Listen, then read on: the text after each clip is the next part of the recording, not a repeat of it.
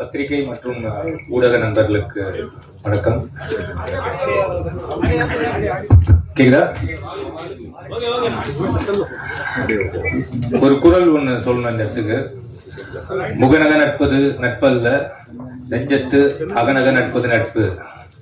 அந்த குரலுக்கு பொருத்தமா ஒரு 2 பேர் செலக்ட் பண்ணணும்னு சொன்னா அது ஆர்யா சாரும் சந்தானம் சாரும் தான். ஏன்னா அவங்களோட பாண்டிங் அப்படி ஒரு பாண்டிங். எனக்கு இவ்வளவு பெரிய ப்ராஜெக்ட் கிடைச்சதுக்கு காரணமே அவங்களோட நட்பு தான். அப்ப நான் சந்தானம் சார் கிட்ட சொன்னேன், எனக்கு இவ்வளவு பெரிய ஆப்பர்ச்சுனிட்டி கொடுத்துருக்கீங்க முதலாளி, நான் கண்டிப்பா இதை பயங்கர ஹார்ட் ஒர்க் பண்ணி இந்த படத்தை சக்சஸ் பண்ணி அந்த சக்சஸ் மீட்ல உங்க 2 பேருக்கு ஒரு செலவு வைப்பேன் அப்படின்னு சொன்னேன். படமும் நான் கேட்ட மாதிரி எல்லாமே ப்ரொடக்ஷன் லெவல் ஆர்யா சார் கொடுத்தாங்க. படம் நல்ல பெரிய பெரிய லொகேஷனு, க்ரூஸ் அது இதுன்னு போச்சு. ஷூட்டிங் நல்லபடியா முடிச்சோம். போஸ்ட் ப்ரொடக்ஷன் ஆரம்பிச்சுது. அது வரைக்கும் எனக்கு நண்பேண்டா அந்த பாடல் கேட்டுட்டு இருந்தது. ரிலீஸ் டேட் ஃபிக்ஸ் ஆகி அந்த டெட்லைன் கிராஸ் பண்ணும்போது ஆர்யா சாருக்கும் சந்தானம் சாருக்கும் daily phone conversation, heat argument. அப்பதான் சந்தானம் சாருக்கு போன் பண்ணி சொன்னாரு, நீ செலவு வைக்கலனா கூட பரவாயில்ல, எங்க ஃப்ரெண்ட்ஷிப்புக்கு ஒல வச்சிடாத, ஆர்யா கேட்கிற டைம்ல அந்த அவுட்டை கொடுத்து தொலைடா அப்படின்னாரு. எப்படியோ கஷ்டப்பட்டு ஃபைனல் அவுட் சூப்பரா எடுத்து ஆர்யா சைட கொடுத்தாச்சு. சார் கியூபுக்கு போயிடுச்சு சார். ஏன்னா இந்த படம் ஒரு யூஸ்வலான ஹாரர் மூவி கிடையாது. இதுக்குள்ள ஒரு ஃபேண்டசியான ஒரு வேர்ல்டு இருக்கு. இதோட போஸ்ட் ப்ரொடக்ஷன் ஒர்க் ரொம்ப டஃப். ஆக்சுவலா இதுக்கு பெரிய சப்போர்ட் பண்ணது விஎஃப்எக்ஸ் டீம், லார்வன் சைகரசுரன் சார், இந்த இடத்துல தேங்க்ஸ் சொல்லிக்கிறேன். அப்புறம் அவங்க டீம் செல்வா, செந்தில், மகேந்தர், நிறைய பேர் இருக்காங்க. அதுல சுந்தர், அதுக்கப்புறம் ரஞ்சித், இந்த மாதிரி நிறைய பேர் டே நைட் இந்த படத்துக்காக ஒர்க் பண்ணாங்க. மெயினா என்னோட அசோசியேட் தனேஷ் இந்த இடத்துல மெயினா தேங்க்ஸ் பண்ணிக்கிறேன். ஏன்னா அவன் சிங்கிளாலா இந்த படத்தோட போஸ்ட் ப்ரொடக்ஷன் ஒர்க் என் கூட இருந்து பயங்கர ஹார்ட் ஒர்க் பண்ணான். அப்புறம் எடிட்டர் சைட்ல விக்கி. ஸோ இந்த மாதிரி நிறைய பேர் இந்த படத்துக்கு பயங்கர சப்போர்ட் பண்ணி பயங்கரமா இந்த போஸ்ட் ப்ரொடக்ஷன் ஒர்க்கும் முடிச்சு இப்போ அவுட் கொடுத்துருக்கோம். படம் ரொம்ப சூப்பரா வந்திருக்கு. May 16th எல்லாரும் ஃபேமிலியோட போய் பார்த்து இந்த படத்தை என்ஜாய் பண்ணணும். நான் மெயினா இப்போ ஆர்யா சார் கிட்ட சொல்றேன், சார் நீங்க பெரிய டென்ஷன் எதுவும் எடுத்துக்காதீங்க. ஏன்னா இந்த படத்தை பிரஸ் அண்ட் மீடியா பீப்புள் கண்டிப்பா நல்லபடியா போய் மக்கள் கிட்ட சேர்த்துருவாங்கன்னு நான் நம்புறேன். ஏன்னா என்னோட போன படம் டிடி ரிட்டர்ன்ஸ் பிளாக் பஸ்டர் ஆகிறதுக்கு காரணமே பிரஸும் இந்த மீடியா பீப்புளும் தான். ஸோ பெரிய சப்போர்ட் பண்ணீங்க. அதே சப்போர்ட் இந்த படத்துக்கும் கிடைக்கும்ன்றது நம்புறேன். Thank you so much. என்னோட ஹீரோயின் கீர்த்திகா, யாஷிகா ஆனந்த், இவங்க எல்லாருக்கும் நான் ரொம்ப தேங்க் பண்றேன். அப்ப எங்களோட காமெடியன்ஸ் மாரண்ணன், கிங்ஸ்லி, இன்னும் நிறைய பேர் இந்த படத்துக்காக ரொம்ப பெரிய லெவலில் ஒர்க் பண்ணியிருக்காங்க. அது இல்லாமல் டெக்னீஷியன்ஸ் தீபக் குமார், எங்களோட ரெகுலராக எங்களோட மூவிஸ்ல அவர் தான்.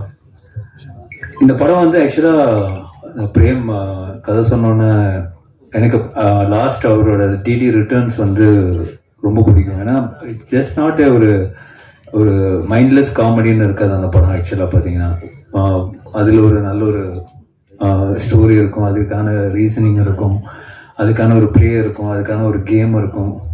ஸோ அது ரொம்ப இன்ட்ரெஸ்டிங்காக இருந்தது. அந்த அந்த ஸ்பேஸில் அந்த காமெடி ரொம்ப பியூட்டிஃபுல்லாக எக்ஸிக்யூட் பண்ணியிருப்பார். ஸோ அதே மாதிரி பிரேம் இந்த கான்செப்ட் சொன்னோடனே ரொம்ப இன்ட்ரெஸ்டிங்காக இருந்தது. ஒரு படத்துக்குள்ளேயே தியேட்டரில் உள்ளே போய் அந்த படத்துக்குள்ளே அந்த கேரக்டர்ஸ் அந்த படத்துக்குள்ளே டிரான்ஸ்போர்ட் ஆயிடுறானுங்க. ஸோ அது ரொம்ப ஒரு நாவல் ஐடியா, ஒரு இன்ட்ரெஸ்டிங்கான ஐடியா. இதில் எப்படி ஒரு காமெடியும் சரி, அதில் ஹாரர் எலிமெண்ட் எப்படி கொண்டு வர போறாருன்னு ரொம்ப ஆர்வமாக இருந்தேன். பட் அந்த லைன் ஐடியா சொன்னதுக்கப்புறம் நான் அவர்கிட்ட சொன்னதுதான், நீ கரெக்டாக பண்ணுறேன்னா இது சூப்பராக இருக்கும் ஆஸ் எ ஃபில்ம் அப்படின்னு. ஸோ கம்ப்ளீட்டாக பண்ணி முடிச்ச உடனே really like it. Santhanam sir கேட்ட உடனே அவருக்கும் ரொம்ப பிடிச்சிருந்தது. So that's why beyond budget எல்லாமே அதெல்லாம் பார்க்காம இந்த படம் எடுத்தா, இந்த குவாலிட்டியில் எடுத்தா, இந்த லொகேஷன்ஸ் எல்லாம் யூஸ் பண்ணி எடுத்தா மட்டும்தான் இதோட 100% ஒரு எக்ஸ்பீரியன்ஸ் பண்ண முடியும்னு அப்பயே முடிவு பண்ணிட்டோம். ஸோ கண்டிப்பாக சந்தானம் சாரோட அவரோட சப்போர்ட் இல்லாமல் இது பண்ணியிருக்க முடியாது.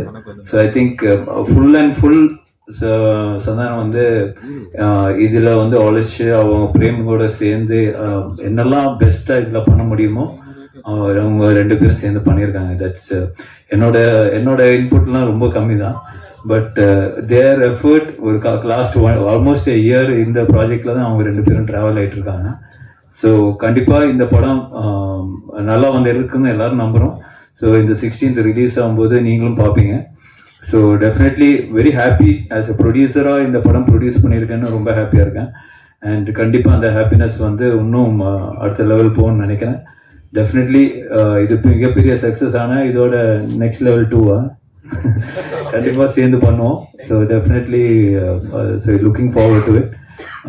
Very positive about this project, அதுதான் நான் சொல்லுவேன். So thank you so much. நாங்கள் எங்கள் படத்தோடைய பிரச்சனையை பற்றி பேசலாம் அப்படின்னு வந்தோம். அதுக்கு முன்னாடி நிக்கில் சார் அவருடைய பிரச்சனையை சொல்லிட்டாரு. 20 நாளுக்கு முன்னாடியே நான் புக் பண்ணிட்டேன். நடுவில் 2-3 பேர் பூந்து குழப்பறானுங்க, நீங்கள்லாம் கண்டிப்பாக வந்துடணும். அது எங்கள் முன்னாடி கன்ஃபார்ம் பண்ணார். 20 நாள் முன்னாடி நான் புக் பண்ணிட்டேன், தெரியுங்களா? அந்த 2 பேர் யாருன்னு உங்களுக்கும் தெரியும். ஸோ எங்கள் பிரச்சனையை விட அவர் பிரச்சனை தான் பேசுறாரு. ஸோ கண்டிப்பாக வாங்க, நீங்கள் 2 நாள் கழிச்சு அந்த 15th ஈவினிங் டெஃபினட்டாக என்ஜாய் பண்ணுவீங்க. 2 மணி நேரம். இந்த படம் வந்து ரொம்ப ஸ்பெஷலாக இருக்கும். என்னென்னா என்னுடைய படங்கள் நான் வந்து காமெடினா பண்ணும்பொழுது ஆர்யா எனக்கு ஃபோன் பண்ணி, எப்பயுமே நாங்கள் ரெகுலராக பேசிக்கிட்டே இருப்போம். ஆர்யா வந்துட்டு, ஏன் மச்சான் நீ காமெடி பண்ணும்பொழுது ஒரு ஜாலியாக இருப்ப, பயங்கரமாக நல்லா பண்ணுவே, ஏன் இப்போ ஹீரோவானதுக்கு அப்புறம் பயங்கர அந்த ஃப்ளோ இல்லையே அப்படின்னு கேட்டால், இல்லை மச்சான் நிறைய கமிட்மெண்ட்டு, நிறைய விஷயங்கள், இந்த படம் பண்ணுறது, அடுத்த படத்துக்கு ஒன்று இது பண்ணுறது, இதுக்கு நடுவில் யாராவது ஒருத்தங்க அட்வான்ஸ் எடுத்துகிட்டு வந்துடுறாங்க, அது கதை கூட சரியாக கேட்க முடியாமல் டக்குன்னு ஏதோ ஒரு கமிட்மெண்ட் ஆயிரும் அப்படின்னு. அப்போ ஆர்யா சொன்னது, இந்த படத்தில் நீ ஃபுல்லாக க்ரியேட்டிவிட்டியில் இறங்கி வேலை செய், உன்னோட பிரச்சனை எல்லாத்தையும் நான் பார்த்துக்கிறேன், உன்னோட ப்ராப்ளம் எல்லாத்தையும் நான் சால்வ் பண்ணுறேன், நீ ஒன்லி வேலை செய்ய வேண்டியது இந்த 1 year இந்த படம் மட்டும்தான் அப்படின்னா, அது எனக்கு ஒரு மிகப்பெரிய பலமாக இருந்தது. ஸோ நீங்கள் இந்த படத்தில் மறுபடியும் என்ன சொல்ற, நல்ல ஒரு கதை, திரைக்கதை, காமெடி, என்னுடைய ஆக்டிங், இது எல்லாமே வந்துட்டு நிச்சயமாக உங்களை வந்துட்டு திருப்திப்படுத்தும் நான் நம்புகிறேன். May 16 தியேட்டரில் போய் பாருங்கள். அதே மாதிரி ஆனந்தை நான் சொல்லுவேன், தமிழ் உலகின் கிறிஸ்டோபர் நோலன் அப்படின்னு சொல்லுவேன். ஏன்னா ஆனந்த் பண்ணுற கதை வந்துட்டு ஒரு லைனில் இருக்கவே இருக்காது. ஹாரர் ஜானர்னா ஹாரருக்குள்ளவே இருக்காது. டிடி ரிட்டர்ன்ஸ் நீங்கள் பார்த்தீங்கன்னா ஏற்கனவே நான் சொன்னேன், அது மாதிரி அதில் வந்து கேம் இருக்கும், அதில் ஒரு காசு காணாமல் போயிடும், அதில் ஒரு த்ரில்லர் இருக்கும், அதுக்கப்புறம் பார்த்தீங்கன்னா ஹாரருக்குள்ளே ஒரு அட்வென்ச்சர் இருக்கும். ஸோ இப்படி எல்லா லேயரையுமே வச்சு, ஆனால் ரொம்ப அழகாக ரொம்ப ஈஸியாக பண்ணுவான்.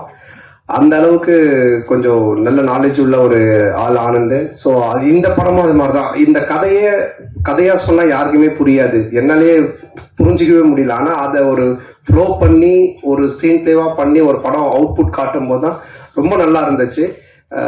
நல்ல காமெடியாக இருக்குது. டெஃபினட்டாக நீங்கள் எல்லாரும் சிரித்து பயங்கரமாக என்ஜாய் பண்ணுவீங்க.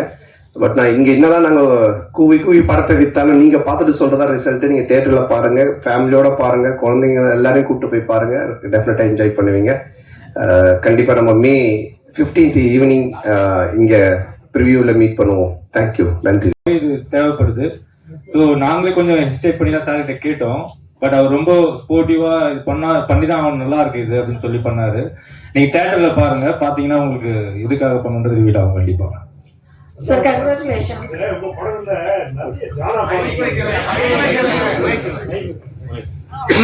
உங்க படங்கள்ல நிறைய கானா பாடல்களுக்கு முக்கியத்துவம் கொடுக்குறீங்க. அதுக்கு என்ன காரணம்? அதுக்கு இந்த ஹீரோக்கள்ல நீங்க ஹீரோ ஆயிட்டீங்க, அந்த மாதிரி இந்த இன்ட்ரோடக்ஷன் சாங்ஸ் அந்த மாதிரி எல்லாம் நீங்க பாடத்துக்கு கொடுக்காம மெயினா கானா பாடலுக்கு முக்கியத்துவம் கொடுக்கறதுக்கு என்ன காரணம்?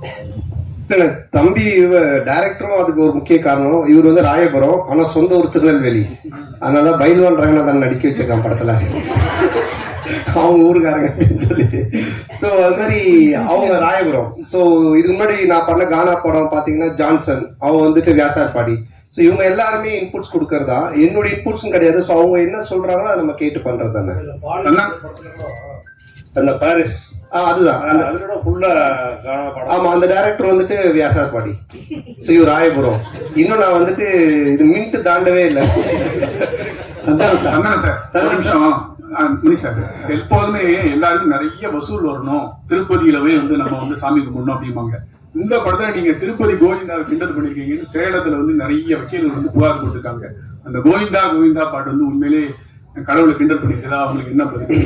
அதான் இல்ல, அது கிண்டல் கிடையாது. அதாவது நிறைய பேர் நிறைய விஷயங்கள் சொல்லுவாங்க, ஓகேங்களா. இப்ப பாக்குறவங்க எல்லாரும் அவங்களோட சஜஷன் சொல்லுவாங்க, இது சரியில்லை, அது மாத்தணும், இது பண்ணணும்ட்டு. பட் அது எல்லாத்தையும் நம்ம எடுத்துக்க முடியாது, அப்படி வாழவும் முடியாது. கோர்ட் என்ன சொல்லுது, அப்புறம் சென்சார் சர்டிபிகேட், அவங்க சில ரூல்ஸ் அண்ட் ரெகுலேஷன்ஸ் வச்சிருக்காங்க. அவங்க சொல்றது மட்டும் தான் தமிழ் சினிமாவில் பண்ண முடியும். ஒரு கோர்ட் சொல்றதா நம்ம செய்ய முடியும். போறவங்க வரவங்க சொல்றதெல்லாம் நம்ம கேட்டு எதுவும் செய்ய முடியாது. ஆமா, சென்சார்ல வந்து அவங்க பார்த்துட்டு என்ன கரெக்ஷனா சொல்லிருக்காங்க அதையும் நாங்க பண்ணியிருக்கோம். ஸோ அதனால கரெக்டான ஒரு விஷயம்னா அது ஒண்ணு சட்டம் கோர்ட், இல்லைன்னா சினிமாக்கு சென்சார். இதை தவிர போறவங்க வரவங்க எல்லாம் சொல்றாங்க, நம்ம என்ன பண்ண முடியும், அது அவங்களுடைய கருத்து. புஷ் டேட்ஸ் ஆல்சோ பலர் வந்து ரிலீஸ் பண்ணலான்றத வந்து புஷ் பண்றதுக்கான முயற்சி எடுத்திருக்காங்க. உங்களுக்கு அந்த மாதிரி ஏதாவது அன்சர்டனிட்டிஸ் இருந்ததா? போன வாரம் ஏதாவது மாற்றுதல் பிளான் பண்ணியிருந்தீங்களா? என்ன? ஆமா, நிச்சயமா இருந்துச்சு. அது நான் ப்ரொடியூசர் ஆர்ஐடியும் நான் வந்து டிஸ்கஸ் பண்ணோம். ஆர்யாவும் பேசிட்டு இருந்தாங்க. ஆனா அதுக்கப்புறம் அது நல்ல முறையில கடவுள் அவர்களால சுமூகமா அது இப்போ முடிஞ்சு ட்ரம்ப் அந்த ஒரு ட்வீட் பண்ணதுக்கு அப்புறமா அவர் சொன்னதுக்கு அப்புறமா இப்போ சால்வ் ஆனதுனால சரி ஓகே அகைன் நம்ம வந்துட்டு ப்ரொசீட் பண்ணலாம் அப்படின்ற ஸ்டெப் தான் எடுத்திருக்கோம். மேபி பதட்டமா இருக்கு, இன்னும் மோசமா போயிட்டு இருக்குன்னா நிச்சயமா நாங்களும் அதை எல்லாமே இது எல்லாத்தையுமே ஸ்டாப் பண்ணலாம்னு அவர்கிட்டயே சொன்னோம். நிக்கில் முருகன் கிட்டே நாங்க என்ன சொன்னோம்னா, இல்ல சார் நம்ம ப்ரெஸ் இதெல்லாம் ஸ்டாப் பண்ணிடலாமே இன்னும். அப்புறம் மார்னிங் அந்த ஒரு நியூஸ் பார்த்துட்டு தான் அதுக்கப்புறம் சரி நம்ம ப்ரொசீட் பண்ணலாம்னு பண்ணோம். ஒரு நிமிஷம் கார்த்திக் ஒரு நிமிஷம். அவங்க கேட்டுட்டு இருக்காங்க, அது பதில் சொல்லி முடியட்டும். அப்புறம் நீங்க கேளுங்க, மைக் வாங்கிட்டு கேளுங்க. கொஞ்சம் வெயிட் பண்ணுங்க கார்த்திக். இல்ல அவங்க கேட்டுட்டு இருக்காங்க, ஒரு நிமிஷம். அவங்க மைக்ல கேளுங்க. உங்களை கேட்க வேணாம்னு சொல்ல, ஒரு நிமிஷம் போல கேட்க வேணாம்னு சொல்லல. அவங்க வந்து வீடியோ இப்போ கம்ஃபர்ட் ஜோன்னு ஒரு சில ஹீரோஸ் இருக்காங்க, அதே டைரக்டர் அதே டீமோட. இந்த ஹீரோஸ்க்கு வந்துன்னா அவங்களோட டீம் பண்ணா கரெக்டா இருக்கும். இதை நீங்க எப்படி பாக்குறீங்க? உங்களுக்கு இதே மாதிரியா ஃபர்ஸ்ட் பார்ட் 1 இப்போ 2 இதுக்கு அப்புறம் 3 பண்ண போறேன்னு சொன்னீங்க. ஸோ இதை தாண்டி நீங்க சந்தானமா ஒரு ஆக்டரா, இப்பவுமே ஆக்டரா, இதை தாண்டி ஒரு லெவலுக்கு வர வாய்ப்பு இருக்கா? இல்ல இப்ப என்னன்னா படம் பாத்தீங்கன்னா ஃபர்ஸ்ட் மாதிரி எல்லாம் ஒரு படம் பண்ணோம் டக்குன்னு இன்னொரு கதை அப்படின்லாம் கிடையாது. ஏன்னா இன்னைக்கு ஓப்பன் மீடியாவாகி போச்சு. ஓடிடி பிளாட்ஃபார்ம் வந்தோடனே ஹாலிவுட் படத்துல இருந்து எல்லா படங்களுமே ஆடியன்ஸ் எல்லாத்தையுமே பாக்குறாங்க. ஸோ ஒரு டைரக்டரோட டிராவல் பண்ணி ஒன்று சிங்க் ஆகி ஒன்று வந்து செட் ஆகிறதுக்கு மினிமம் ஒரு 2-3 படம் ஆகுது. அதனால தான் டக்குனு மாத்தி போக முடியல. ஏன்னா என்னுடைய சிங்க் அவருக்கு தெரியணும், அவருடைய சிங்க் எனக்கு தெரியணும். அதுக்காக தான் அந்த மாதிரி டிராவல் பண்றமே தவிர மற்றபடி. சந்தனம் சார் இங்கதான் திரும்பி உங்களுடைய நட்பு வந்து சிம்புவோட வந்து எல்லாருக்கும் தெரிஞ்ச விஷயம். அண்ட் அவர் வந்து ஒரு ரிக்வெஸ்ட் வச்சிருக்காரு உங்ககிட்ட, நீங்க மறுபடியும் காமெடியனாவும் படம் வந்து நடிக்கணும் அப்படின்ட்டு. அந்த ரிக்வெஸ்ட் எவ்வளவு தூரத்துக்கு நீங்க எடுத்துட்டு இருக்கீங்க? இனிமேல் சந்தானம் காமெடியாகவும் அடிக்கடி படத்துல பார்க்க முடியுமா? ஏன்னா உங்களுக்குன்னு ஒரு ஃபேன் பேஸ் இருக்கு, அந்த ஃபேன் பேஸ் நீங்க மறுபடியும் காமெடியன் ரோல்ஸும் பண்ணணும்னு எதிர்பார்க்கறாங்க. இல்ல அதுதான், இப்போ காமெடி ரோல்னா நீங்க ஃபர்ஸ்ட் பார்த்த சந்தானத்தை பார்க்க முடியாது. நிச்சயமா அந்த மாதிரி ஒரு சந்தானம் இருக்காது. ஏன்னா அது இப்பவே ஆடியன்ஸ் டிவில நிறைய ஷோஸ்ல நிறைய ஆதித்யா சேனல் சிரிப்பெல்லாம் பார்த்துட்டாங்க. நீங்களும் யூடியூப்ல நிறைய பார்த்துருக்கீங்க. ஸோ புதுசா ஒன்று பண்ணணும், அதை எப்படி டிசைன் பண்ணி பண்ணணுன்றதை நானும் யோசிச்சுக்கிட்டு இருக்கேன். அண்ட் எல்லா படத்துலையும் என்னால் பண்ணுவேனான்னு எனக்கு தெரியல. ஏன்னா எனக்கு ஆல்ரெடி கமிட் ஆகி ஹீரோவா பண்ணக்கூடிய அட்வான்ஸ் கொடுத்து ஒரு 3-4 பேர் ஆல்ரெடி வெயிட்டிங்ல இருக்காங்க. ஸோ அதுவும் நான் பண்ணணும். இப்போ அதுவே நான் ஒரு படத்தை திருப்பியும் அவங்களுக்கு ரிட்டர்ன் பண்ணிட்டு தான் எஸ்டிஆருக்காக அதை பண்றேன். அவருக்கு அதை என்ன மாதிரி பண்ண முடியுன்றதை நான் இப்போ டிசைன் பண்ணிட்டு இருக்கோம். அதுக்கப்புறம் ஆர்யாவோட ஒரு கமிட்மெண்ட் இருக்கு. நான் வடக்குப்பட்டி ராமசாமிலே சொன்னேன் ஆர்யாவோட நான் பண்ணணும் அப்படின்ட்டு. ஸோ அந்த கமிட்மெண்ட்டும் போயிட்டு இருக்கு. ஸோ அதுக்கும் பேசிட்டு இருந்தோம். பட் இவன் எப்போ பண்ணுவான்னு தெரியல. இவங்கிட்ட அப்படின்னா ஆர்யா கியூபுக்கே 1 week அனுப்புனா அப்படின்னு சொன்னேன். ஸோ ஆனந்த் ஒரு லைன் ஒன்று எழுதி இருக்கான் எங்க 2 பேரை வச்சு. அதுல ஒரு கேரக்டர் ஒன்று பண்ணலான் இருக்கோம். ஸோ பண்ணுவேன் கண்டிப்பா. ஆனா நிறைய பண்ணுவேன்னு தெரியாது, பழச பண்ண மாட்டேன் நிச்சயமா. ஆனா இந்த பண்ணிட்டு வந்துருக்கீங்க செகண்ட், அடுத்ததும் சந்தான சாருக்கு தான் லைன் சொல்லிருக்கீங்கன்னு சொல்றாங்க. அடுத்து வெளியே வரதுக்கான வாய்ப்பு இருக்குமா? வேற ஹீரோக்களுக்கு பண்றதுக்கான வாய்ப்புகள்? இல்ல கண்டிப்பா பண்ணணும். அப்படிதான், அதுதான் ஃபர்ஸ்ட் ஆர்யா சார் வச்சு ஒரு ரிஹர்சல் பார்க்கலாம். ஆர்யா சாருக்கு சொன்னாங்க முன்னாடியே லைன் தான் சொல்லு, ரெடி பண்ணி சொல்லு அப்படின்னாங்க. ஸோ கண்டிப்பா இது முடிஞ்சவனா அடுத்து சாருக்கு தான். சந்தானம் சார் இந்த படத்துல கஸ்தூரிக்கு வந்து நீங்க பையனா நடிக்கீங்க, அவங்க அம்மாவா நடிக்காங்கன்னு ஒரே பேச்சா இருக்கு. அது எப்படி யோசிச்சு பார்த்தீங்க? கஸ்தூரி அம்மாவா செட்டில் நீங்க அம்மா அம்மா அப்படின்னு கூப்பிடும்போது அவங்க ஃபீலிங் எப்படி இருந்தது? கஸ்தூரி மேடம் சார் கேட்க சொன்னாரா? நான் கேட்டாலும் ஏதாவது சொல்றாங்க, நீ கேளு. இல்ல அதான் நீங்க இது படம் பார்த்தீங்கன்னா தெரியும். ஏன்னா வந்துட்டு அவங்களுடைய என்ன சொல்றது, அவங்கள வந்து அம்மாவா கூப்பிட்டு அவங்கள வந்து பண்ண வைக்கணுன்றது எங்களுடைய வந்துட்டு மோட்டிவேஷனே கிடையாது. ஏன்னா இப்ப எனக்கு ஒரு அம்மானா அவங்களுக்கு ஒரு ஏஜ் குரூப் இருக்கு, அதை கூப்பிட்டு தான் பண்ணுவோம். பட் இது ஒரு ரீசன் இருக்கு கதையில அப்படின்றத நாங்க எக்ஸ்பிளைன் பண்ணோம். அதை கேட்டுட்டு அவங்களுக்கு ரொம்ப பிடிச்சி போச்சு. அதனாலதான் அவங்க அதை பண்ணாங்க. நீங்க படம் பார்க்கும்போது நீங்க கண்டிப்பா கஸ்தூரி மேடமோட ஃபேனா தான் இருப்பீங்க. அதனால வந்துட்டு நிச்சயமா அவங்க 2 தடவை பார்ப்பீங்க.